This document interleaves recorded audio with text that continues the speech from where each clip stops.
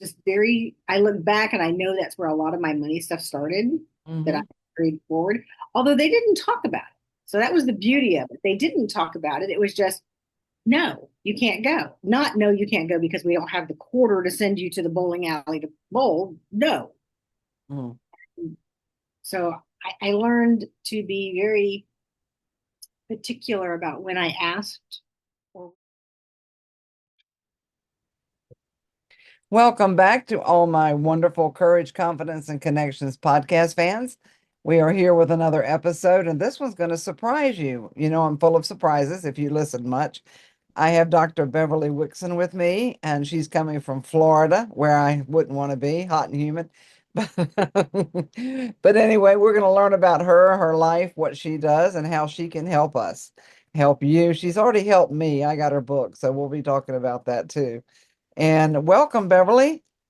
Hi, Janice. Thank you so much. It's a pleasure to be here. I'm so happy. Oh, yeah, this is going to be so much fun. And I love what you do. And just so the audience knows, this is going to be about wealth and money. You don't want to miss a minute of this, not 1 second, because this is going to change your life. And so, what part of Florida are you coming from?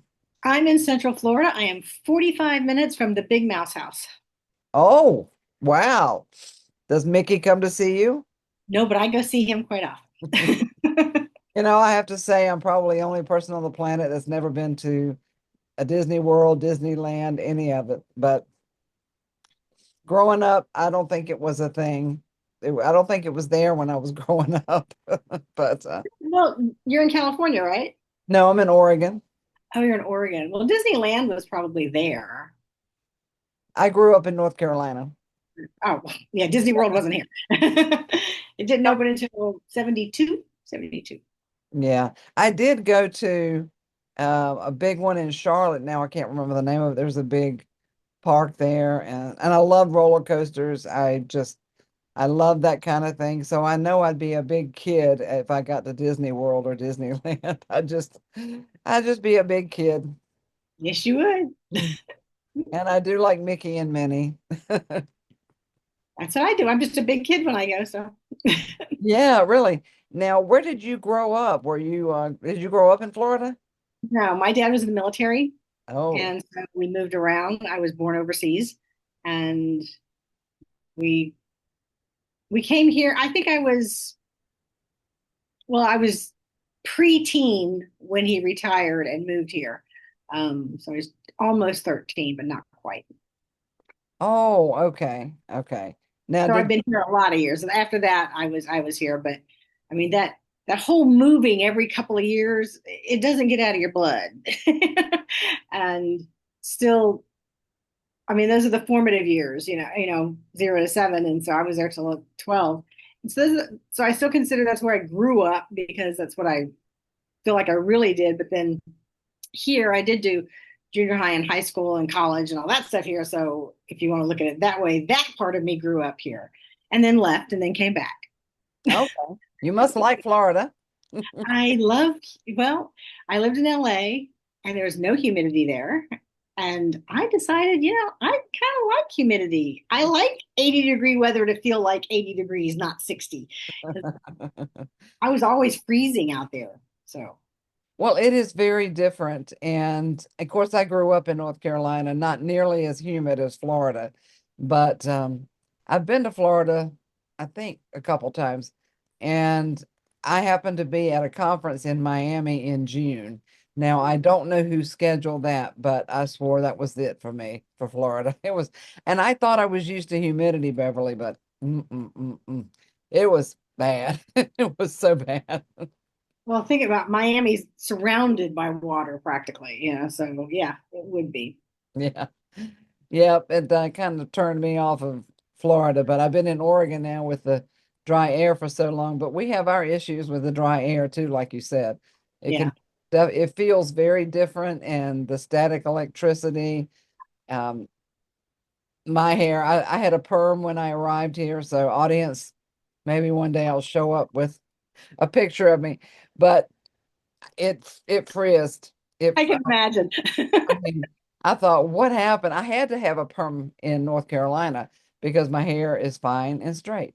But when I got here, I was like, poof, okay, what happened to my hair? Electricity, boom, plug in. Yeah, the dry heat in California, that's the one thing it did do is my hair actually got thicker because I have thin, fine hair also, and it got thicker. It was so wonderful. Yeah, It was wind blown all the time, but I had hair. yeah, it is. I know we've had some windy days here lately. And but okay, this is not a weather channel. So now that we've covered the weather report here, I'm curious what it was like. Now you moved a lot when you were growing up, you said every couple of years. What branch of the military? He's in the Air Force. Oh, oh, so he moved yeah, I moved a lot. My dad was a preacher though. Yeah. And yeah, never got it out of my blood. I never, I know I hate moving. I hate it. So I have to say it did not endear me to that particular lifestyle. Now, what was it like as a kid growing up and moving around? Because for me, you have to make new friends all the time. You're always changing schools. And tell us about that. What kind of life that was for you, and then progressing to settling down as a preteen in Florida.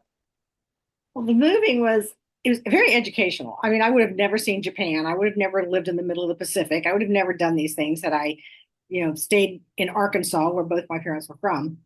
So I'm very grateful for it. I am so very grateful for it. The hardest thing though was that I think those last couple of moves as I was getting, closer to being a teenager, those were difficult because I knew there wasn't, especially that last one, I knew there wasn't going to be another one. Oh, yeah. It was really strange to have that feeling. But also, my dad, when I was a very, very young, he played, well, for years, he played softball on base and they traveled. Oh, And it's basically before my memories, my conscious memories, but I know it's in my subconscious. He would leave. Here I was, a year old, and my father is leaving. So I know all these kind of issues of men in my life leaving was huge. And then when we moved back stateside, we lived in California, and then we went to Arkansas because he got transferred to go to Korea, oh, and we couldn't go. At that time, families couldn't go, and so my father left. And again, I'm 3 years old, three and a half, and my daddy is gone. And I'm totally feeling abandoned, as a child. I mean, I look back and my abandonment issues actually started at birth because I was stuck in an incubator and nobody could touch me. my I mean, all goodness. these things. And of course, that also carried over into finances Mhm. Mhm. because daddy's not there to pay for things. Right. And mom got, he mailed the check home. She always got it. But so we had things, we had as much as anybody else because he was a non-commissioned officer. So we had as much as everybody else in the neighborhood because we all lived in the same basic houses, except when he was gone, we had to live off base. And it was just I look back and I know that's where a lot of my money stuff started that I Hmm.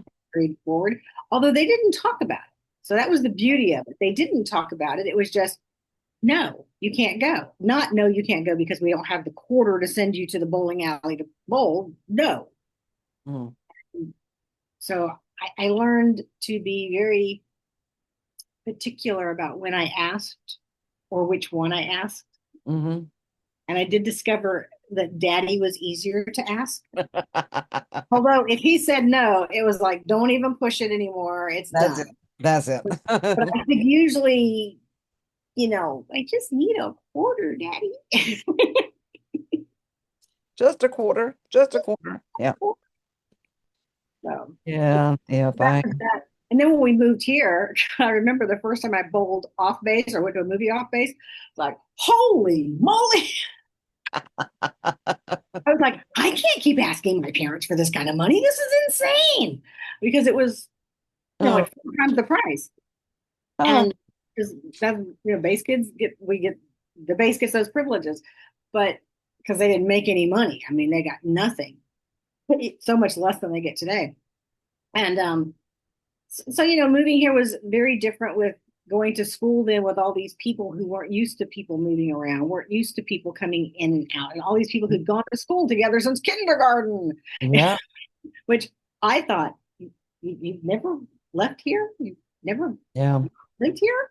And I remember one of them told me the furthest she'd ever been, this in high school, furthest she'd ever been was Naples. And I thought, oh, you went to Italy?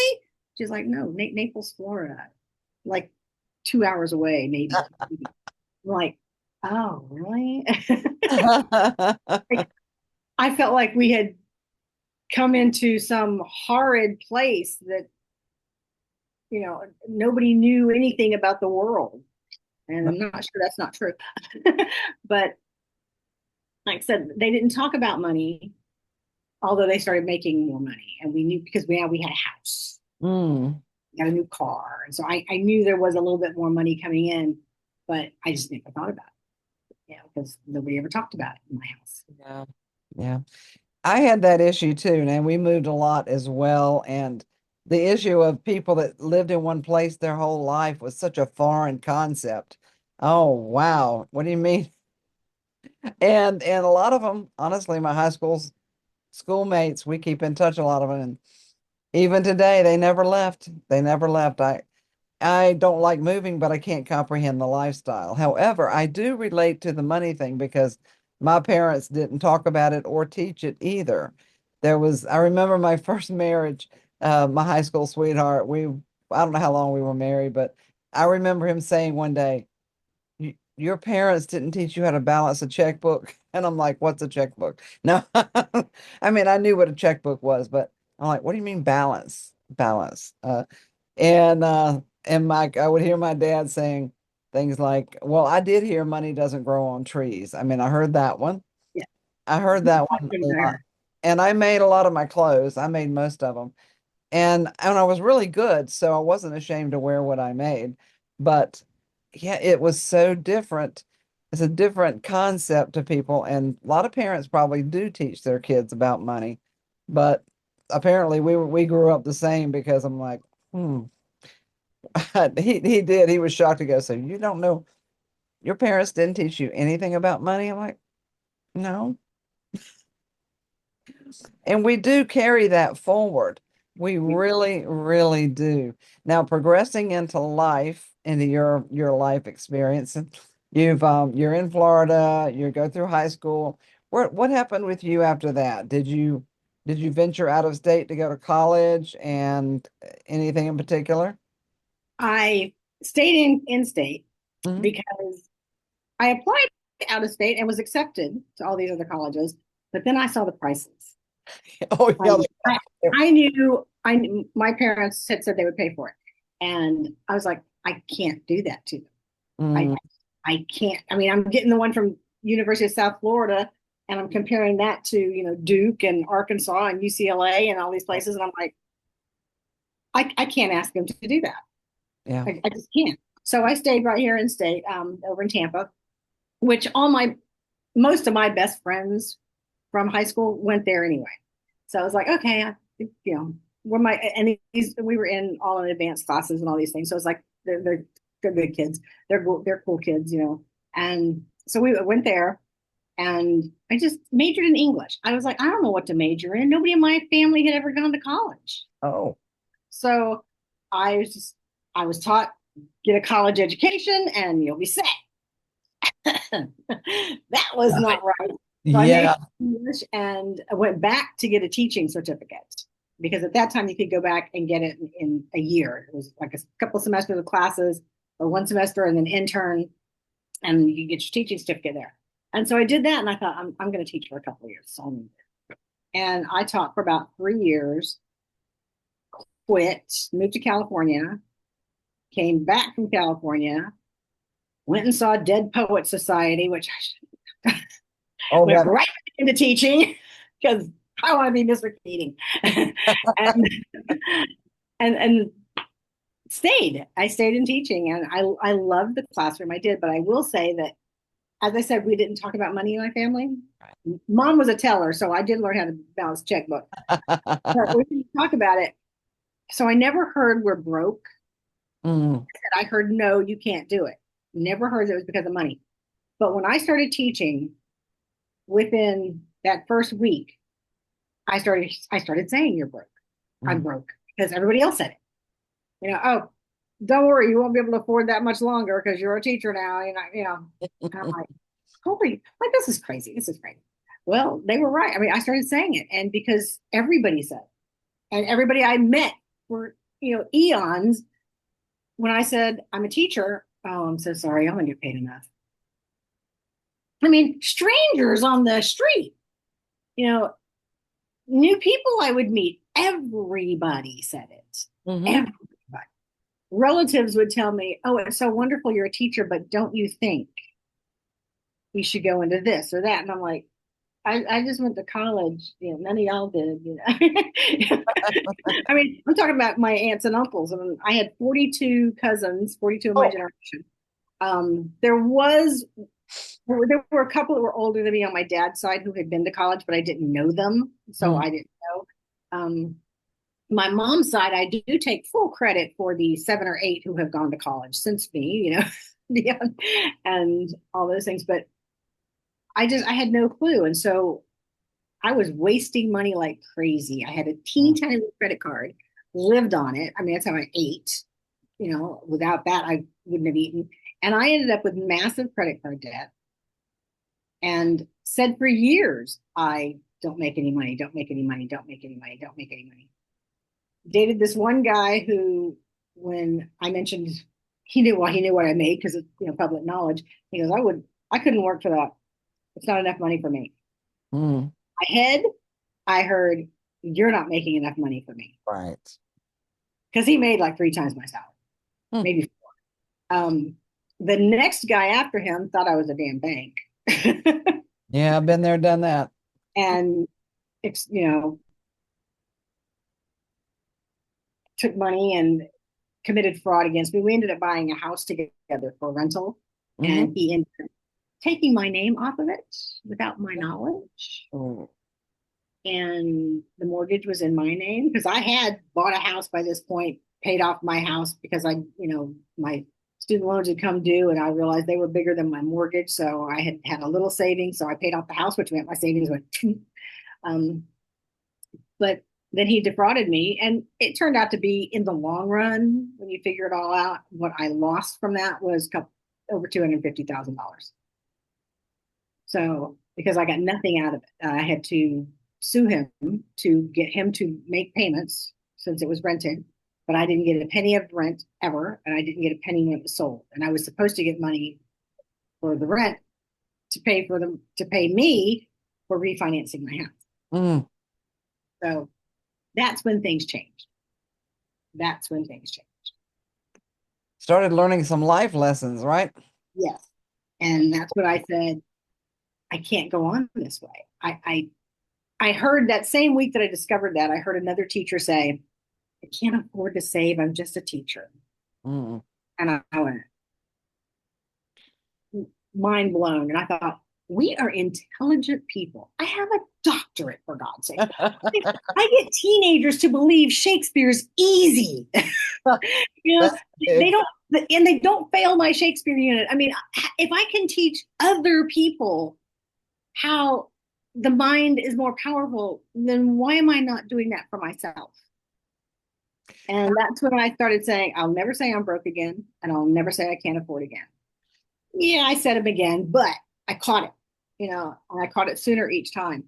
And in 6 years, because I was 6 years from retirement, I was 5 years from retirement and said, I'll do 6. Financial person I talked to said, it's going to take you 12 years to reach the number you want. And I'm like, you got 6. We got 6 years to do this.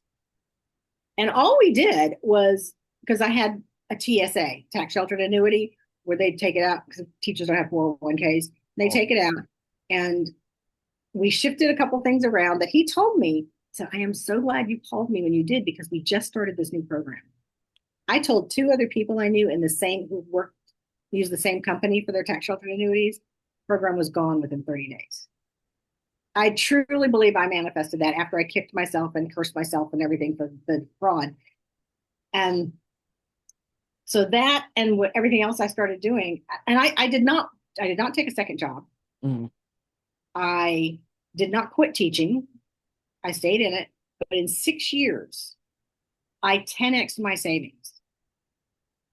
I had made back more than I was eventually defrauded of. Wow. And since then, it's just continued on. It's just gone bigger and bigger. I have more money today than I would have, than when I started teaching, I would have ever thought I would have had. What in that, when you pivoted, was there an influencer? Was there a person, a book, or because, most of us just tend to stay in the same pattern. Was there an influencer? And back then, people didn't talk about influencers. Now that's a big thing. But was there somebody, a friend, anybody that helped you make that pivot that you heard or listened to? Yeah, a couple of people I listened to and followed and worked with called, mentors. Denise Duffield Thomas and her book, Get Get Rich Lucky Bitch. Right. And also Christy Marie Sheldon. Christy Marie's is Unlimited Abundance, and it's a lot of meditation and different things, whereas Denise was practical. Mhm. And one of the first things was your language. With both of them, it was language, let go of language. And that's when, like I said, I had already said, I'm never saying I'm broke or can't afford again. So those kinds of things started with me. And then when I started following them, I was like, wow, it's a little bit of what I was doing. Mhm. Because like I said, I knew enough that, I mean, I could teach seventh graders that Shakespeare was easy because I had taught middle school also. And so I can make them believe, and it was for them. I mean, because I made them believe it. So it was. So then obviously I could teach myself to change my thinking. And so I had started doing some of that, but then I connected with those two and followed them both for a couple of years, um, and shifted so much. During that same 6 year period, I traveled to 7 or 8 different countries Wow. without credit cards, paid off in advance. Well, I guess I had the credit card, but I paid it off. Everything was paid for in advance because I didn't want to come home and be grumpy afterwards, like, oh God, now I got to pay for this. So I mean, everything was done, and I had not traveled that much in probably 20 years, and so it was fascinating, all these different things. And like I said, money's just, it started to flow so easily. I I had worked at that high school for 3 years already, I guess, and I suddenly get asked, "Hey, do you want to work the football game Friday night? Mm. You know, we'll feed you." I'm like, okay, sure. I'm going to be here grading papers because I had finally at this point also learned, don't take them home. You're never going to grade them. Stay after school and do it. Like, sure, I'll be here grading papers. I'll go down and work it. Well, not only did I get fed, they also paid me for like 3 hours of work. I'm like, Oh, cool. And I got paid they take it down and break it down to an hourly salary, and I got paid my hourly salary. And I'm like, okay. By this point, I've been teaching 25 years. It's not terrible, comparatively speaking. hmm. But, but Florida is still the lowest paying state in the union. So Oh, don't think I was working in a state that was making tons of money, because I never was. Um, it was little things like that that would come in. And and every time something little came in, finding $20 in my back pocket that, I hadn't worn a pair of jeans for a year. hmm. And in there, oh, thank you. And I always made sure to be genuinely grateful Hmm. for whatever it was. I learned to say whenever I would, be in Walgreens, let's say, in the drugstore, and they go, "Oh, you have, $5 rewards." Not only did I say thank you, but I also said their name. Thank you to, if I could see the name, I said it. If not, I would always add, like, thank you so very much. Just extend it to make sure I was being genuinely grateful, because gratitude is the fastest path to abundance. It truly is. And I also learned, abundance isn't just money. Right. There's a lot of free stuff that comes in first. Ah, yes. Free stuff and discounts, but that's all good because it's all money in your pocket. You didn't spend it. Right. Right. Yeah, there's so many ways to look at it, and that's looking at, because you've helped me see that when I get a discount on something, oh, that is more money in my pocket. Or the count the little things, like even on Facebook yesterday, I think I earned 5 cents, from some of my posts, and I went, yeah, 5 cents. I didn't have that before. That's And right. yeah, exactly. I used to collect when I received change, I would pick up pennies all the time. And so just the littlest thing, and I agree, the gratitude is huge. Absolutely. It's monumental to tell our audience that it's a mindset shift because there is plenty for everybody of everything. We just say there's not. And one of the worst is, I don't have time. Hmm. That's another one. I read a book about that. Not, It's been a few years, but there is plenty. There is plenty. So what is the name of your book? My book is Get Rich on Any Salary because, like I said, I was a teacher in the lowest paying state in the nation. It still is. I think they moved up to 48 after I retired, but they're back down to 50. Um, so if I could do it, anybody could do it, especially since I did it in 6 years. Mm, I mean, I was sitting there because, like I said, I had paid off the house, so I did have that. But I was talking about money that I could access easily. I right. knew I couldn't afford to retire without having something. And when I retired, my thought was, well, we'll see how it goes for 6 months. See if I can live on this salary, which was less than half of what I had been earning. We'll see if I can live on this. And if I can, great. If I start pulling money out of savings, I will find something else to do. Well, I lived on it. I mean, it was, when you're not driving to work every day and you're not having to buy new clothes every year or even every couple of years for Yeah. to go to work, and you're not having to do all these things, you can save a lot of money. Oh, absolutely. I even made a choice to sell my car because it was sitting out there and I was paying for the car to sit there. I'd have to go drive it to keep the insurance active. And so I don't have to put gas in it. I don't have to pay insurance. I don't have to go drive it, blah, blah, blah. And I had somebody, a close friend, very concerned about that. I'm like, look, there's Uber. Trust me. You know, Mm-hmm. I was paying for the privilege of having something sit outside my door that I wasn't using. And really, I've always been a giver, but I love giving things away that I'm not using or selling them on Marketplace. But we tend to hold on to stuff, and I'd love to have you engage on that part, letting go. And so you can live in that. And I love the word prosperity. So you can live in that. Let's talk about letting go of things. Well, one of the things I want to mention, because you just mentioned about getting rid of your car and using Uber, that's something that people don't think about enough. And we don't think about even carpooling. As Americans, we all think we are supposed to drive ourselves Hmm. everywhere we go. Well, you carpooling, and we see it on commercials. I don't know why we don't think about it because we do see it, but Hmm. it's so much cheaper if you carpool with somebody, even if they have to come a block out of the way to pick you up. It's so much cheaper. It's so much more fun because if you do get stuck in traffic, you got somebody to talk to. You're both going to be late. One of Right. you can control while the other one's driving. All kinds of things. It's so much more fun. So I do encourage people to do whatever they can to make life more fun. Hmm. And if you save a little money along the way, that's awesome. That's awesome. Now, to letting go, you're right. So we, especially as women, we hold on to everything. We hold on far too long to relationships, far too long to things that don't serve us. And part of it, I think, is we that was one of the great things about moving. You let it go because you didn't want to carry it with you. But once you're someplace where you're settled for a long time, you start to do that. You start to hang on to it. And I guarantee you, almost every one of us could go into our cabinets in the kitchen, and we're going to find some cooking thing that we haven't used in 10 years. We may not even know what it is. To put it on one of those Facebook groups saying, "What is this, people? This is in my cabinet," because we just hold on to it because it's so hard to get in there to clean those things out.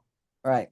I laugh at my mom's house because I know someday I'm going to be the one in there crawling around cleaning those things out. You Oh, know, because she can't even get down into them now. And there's one. It's like, it's going to be crazy. But I'm going to be the one to do it because my brother's not. He'll just let it go with the house. I don't care. I'll be the one in there. And you can sell things. I mean, yep. sell them if you can make a couple of bucks off of it. I say go for it. But I say set a time limit. You take all these things out. Don't just put it in a box and say, oh, it's going to stay here until I have a garage sale. Set a date, Hmm. schedule it. And if you're looking at it and you're thinking, the most I'm going to make is this much money, which would be wonderful, but is it worth my time? Right. I no longer feel like yard sales, garage sales are worth my time, Yeah. because people will nickel and dime you. Oh And boy. you can sell it for more on Marketplace, Poshmark, Vinted. Vinted is new here in the U.S. It's been in Europe for ages, and you can see commercials on television because they're advertising because they're trying to get people to download their app. And I've heard wonderful things about it from friends I have in Europe. And there's Mercari, there's obviously eBay and Amazon too.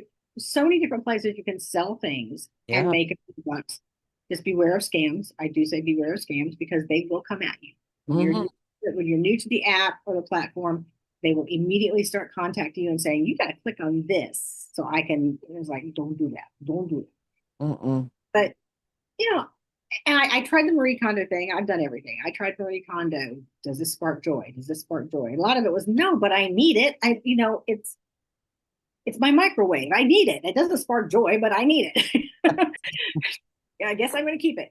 And I've tried the declutter everything all at once, and that's just way too much effort for me. Yep. I've tried one room at a time, but I'll tell you what I found recently that I dearly love. It is called 27 by 9. It's 27 things a day for 9 days in a row. And the 9 days in a row is because it's cumulative. Nine is the number in numerology, it is the ending, the closing off things before you start fresh. That's why it's 9 things. 27 is 3 times 9. Hmm. Okay. Obviously, if you go over 27, that's great. You don't have to stop at 27, you go over. But I do suggest what I did when I did it the first time, I kind of like started looking around thinking, what am I going to get rid of? Because I didn't want to do 7 days and stop and then have to start again at 9. I want to get my 9 days. And, start thinking about drawers. If you have a drawer, go through it. You're probably going to find a good 20 things you can get rid of in that drawer. I mean, I don't know how many pens I threw away the first time I did it. I counted each pen separately. Oh you yeah. know, and pieces of paper, which I did not count separately because there were too many, but I chunked them. And all these little things before I ever went to the closet. Started getting rid of those things because those are the places that honestly, when you do a big declutter, you forget. Yeah. Don't go into your drawers. You don't go into those numerous baskets and little storage things you have around your house. I always see these things and say, well, buy a storage unit. Why do you need to buy a storage thing? I should not have to buy storage for in my house, unless it's like holiday things, something special, not Right. just my normal stuff. So, we have to let it go because it's weighing us down. It's blocking energy from moving. I mean, money is energy. And if it has no place to whittle around and move, it can't come in. It can't stay. It might get into the door and run back out because there's no area for it to come in. So look at your home. Hmm. How cluttered is it? How much is it blocking things off? I had a friend who used to, for ages, she had this huge dark sofa that she had gotten from her mother and another one. So it was like in an L shape Oh. with a credenza behind this one. Big, she had the full dining table. She lived alone, full dining table with the leaf, and her foyer was all blocked up. I was like, no energy can come in here. I mean, you would walk in and just it'd be like, ugh. And she finally has gotten rid of it. And I walked in there the other day and I was like, wow, this is so open. And you can feel it when you start doing those things to your house, you can feel which room feels good. And if Hmm. your living room's not feeling good, where you come in the door, whether it's your kitchen door, your living room door, whatever, if those doors aren't feeling good, you're blocking the energy. So get rid of the stuff that's not serving you, the stuff you're not using, the clothes you can't wear anymore. Yep. Give them to someone else who will love them and cherish them and be grateful for them as much as you were when you got them. And you Oh will be yeah. amazed at how much abundance comes flowing into you. Yeah. I moved 5 times in less than 2 years, a few years back, and I purged 5 times or six more and more and more. I got rid of things I swore I was going to keep forever. I mean, antique china from my mom and from my grandmother, my great aunt, cut glass, and I'm like, one day I was I was dusting the china cabinet, and I'm going, I don't like doing this. Why am I holding on to all this stuff that I have to dust? I don't use it. I don't enjoy it. It's what it is.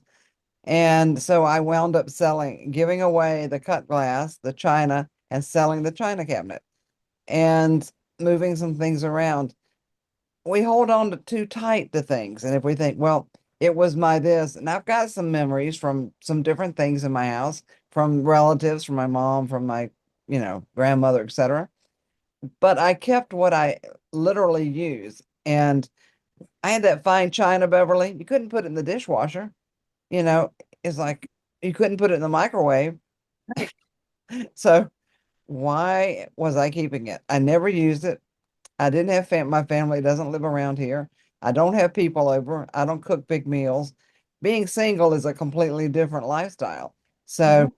So when I moved the last time, I left it in the boxes and I handed it to someone. And I said, whatever you want to do with it, donate it, whatever.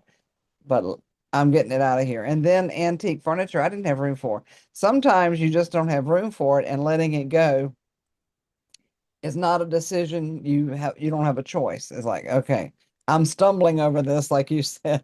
And it feels so much lighter in here and so much easier to move around. Um, but if you're not using it, and clothes, I don't know why, maybe it's just the women, but okay, I'm going to get back into this. I'm going to wear it again. I'm going to wear it again. I promise I'm going to lose the fat. I'm going to lose the weight. I'm going to wear this again. No, you're probably not. And if you do, buy new ones. So, so literally, I handed off a whole big tote bag full of jeans that I was saving for later that I would wear again. About 8 years worth. So it was time to let go. And I've recently done that too. I've started selling off a few things here and there, and like, okay, why am I keeping this? Yeah, it's so like you said, I think men do it too, but they do it more out of not thinking about it being there. Women do it more out of, I'm going to get back into these. And frankly, every time you pick them up and you can't get back into them, what's that doing to your self esteem? What's that doing to the way you feel? What's that doing to your vibe to bring into abundance and being grateful? Get rid of it. By the time when you lose the weight, that's your celebration. Go buy a new pair. Exactly. That Exactly. hasn't changed anyway. So, no.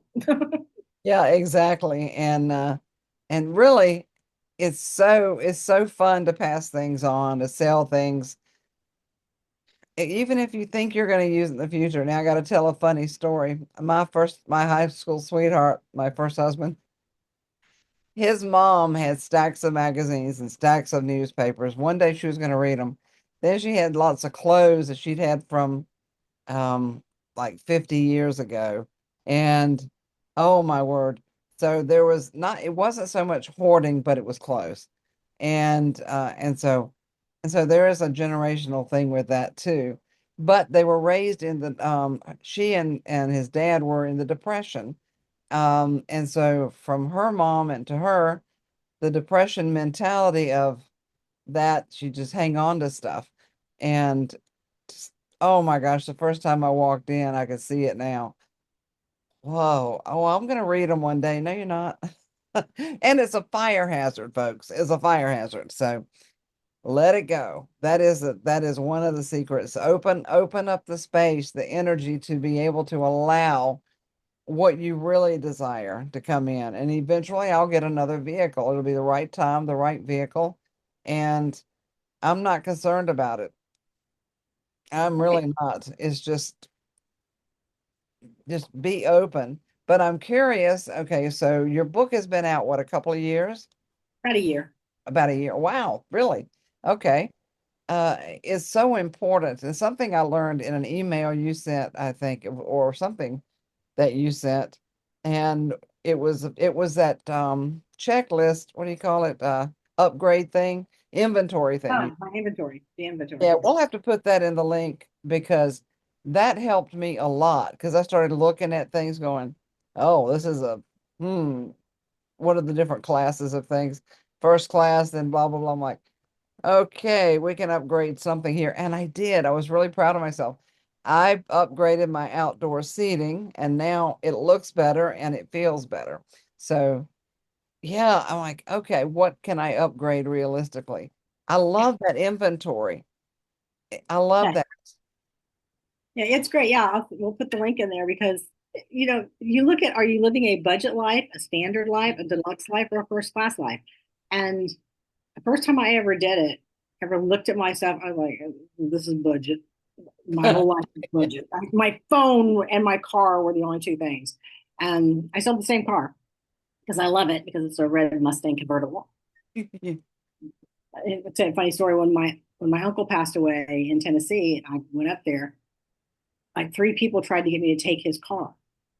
It was an SUV, and I'm like, why do I want an SUV? I drive a convertible Mustang.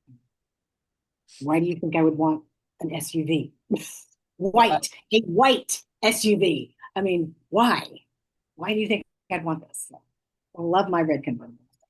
And so, like I said, I was budget except for those two items. And you can't. I guess maybe some people could just throw out everything that's budget and start over.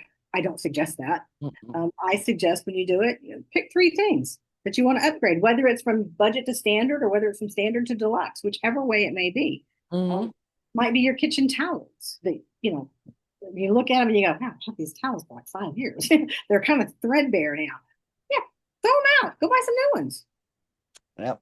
Yep. I mean, they're not that expensive. You can easily do that. A lot, and honestly, a lot of the things that you can upgrade is simply get rid of it. Hmm. Hmm. If it doesn't work for you or it doesn't work, period,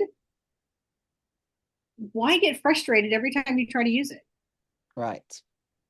Right. Yeah, exactly. And I just had an old bench sitting out front that a friend had given me and oh, just horrible to sit on. I never used it. And when I was going through that list and going, okay, wait a minute. I just started looking on Amazon. I went, I can do that.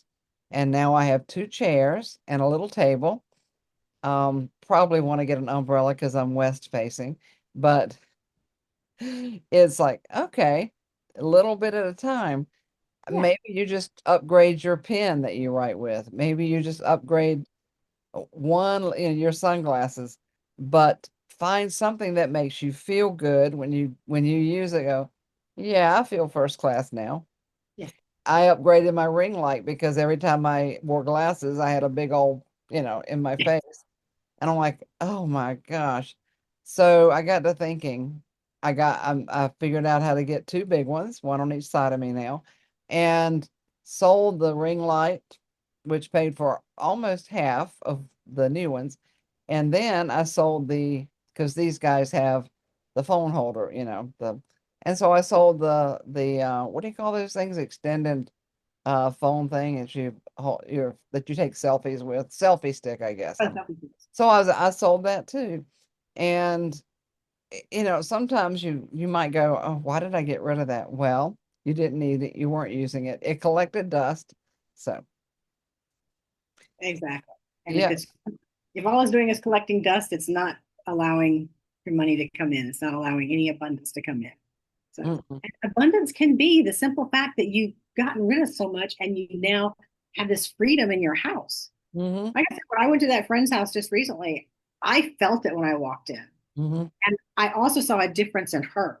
Her attitude was different. She wasn't just moping all the time. Well, she was moping all the time because everything was so dark and Yeah. heavy, this old furniture and too much furniture. And it's just like, oh wow.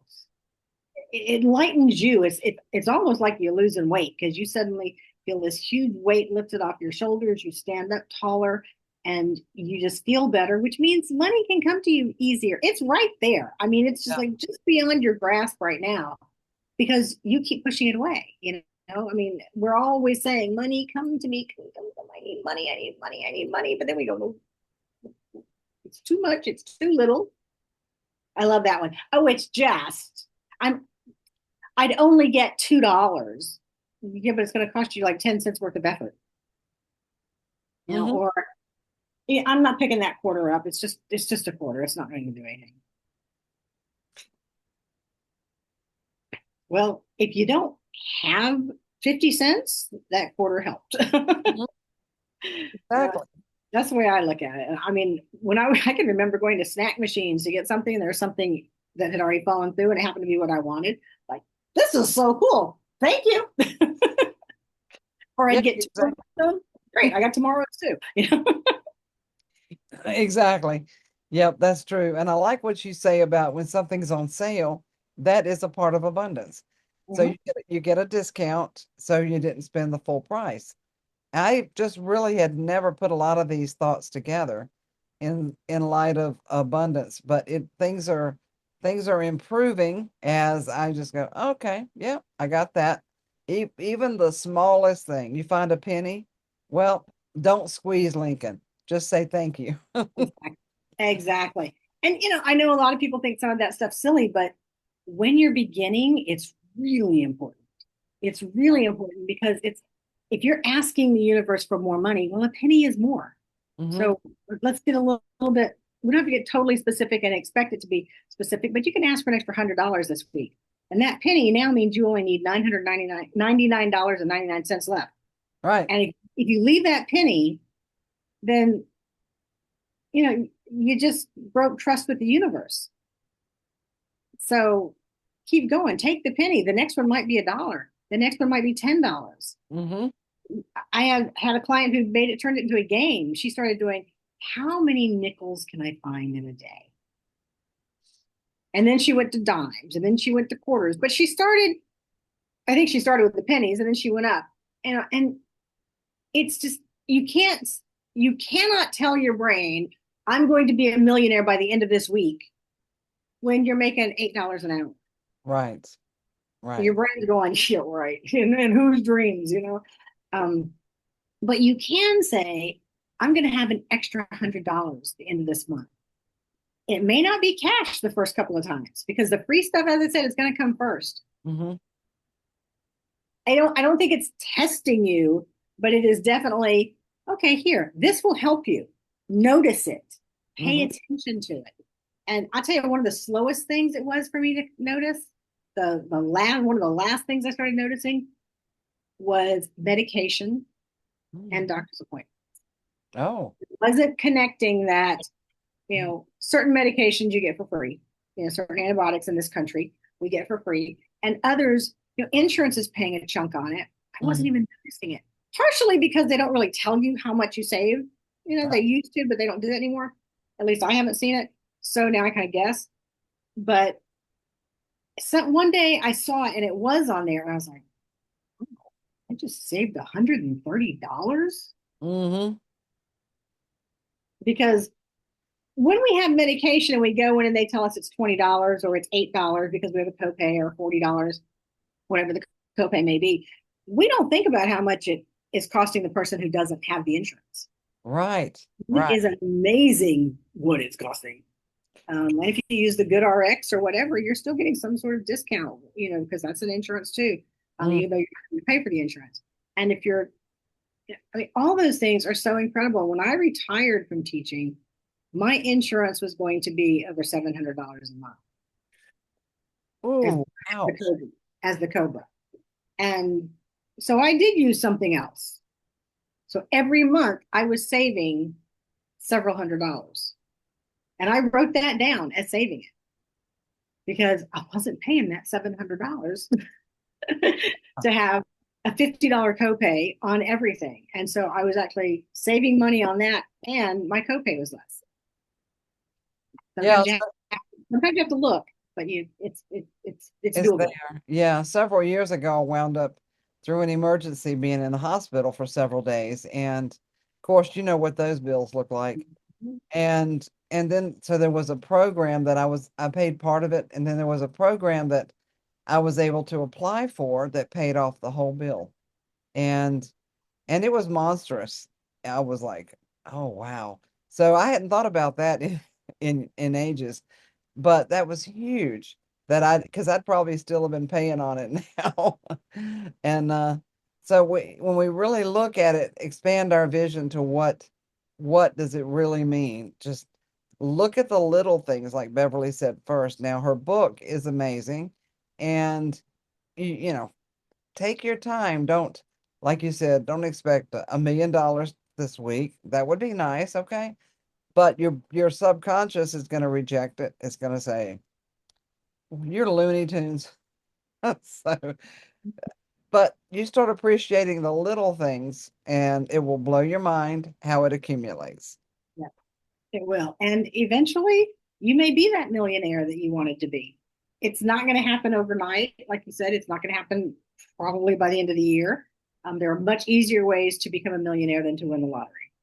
Yeah. So, Yeah, that's very true. And look at how much people spend to win the lottery that don't. Yeah. and Which most lottery winners are 80%, 80+% of lottery winners are worse off in 3 years than they were before they won the lottery because they haven't changed their thinking. If you right. don't change your thinking and you don't clear, and I put clear in quotation marks because we don't forget things, but the trigger is we're able to dance around the trigger, see it faster, and the trigger's gone. So when we clear those blocks that we have to money, we clear the things about being abandoned when you were a baby, we clear the things about your father telling you that money burns a hole in your pocket. We clear the I'm broke and can't afford anything. We clear all that stuff and we change the thinking. It is amazing how things just start to accumulate. And if you don't notice it, if you don't look at it, like during that 6 years, I didn't look at my money constantly. I looked at it like once a year. And Mm. after 6 years, I called the guy who had set up my TSA and said, "Have you looked at my money lately?" He's like, "No." I said, "Why don't you check my accounts?" Because I had just checked it the night before. This is the end of the school year. That's when I was checking it back then. And I had hit my number. And he was like, he called me back and goes, "I can't believe this." He goes, I knew it would take you 12 years. I hadn't done anything different. It was all mental of I'm going to do this in 6 years. I am going to. And it's amazing how it's continued to accumulate. And now I check it every month. Yeah. So sometimes more. And now I know where my money is. I know where my money stands. And because back then I was afraid of money. I was afraid to look at my accounts. Even as during those 6 years, I was still a little nervous to look at them. So I only looked at them like once a year. Like I Hmm. said, maybe twice, but usually only once. But once I hit that number, it became, I can look at my money. It's safe. It's so safe. And Hmm. now that's part of what I teach is that it is safe to look at your money. It is safe to look at your bills.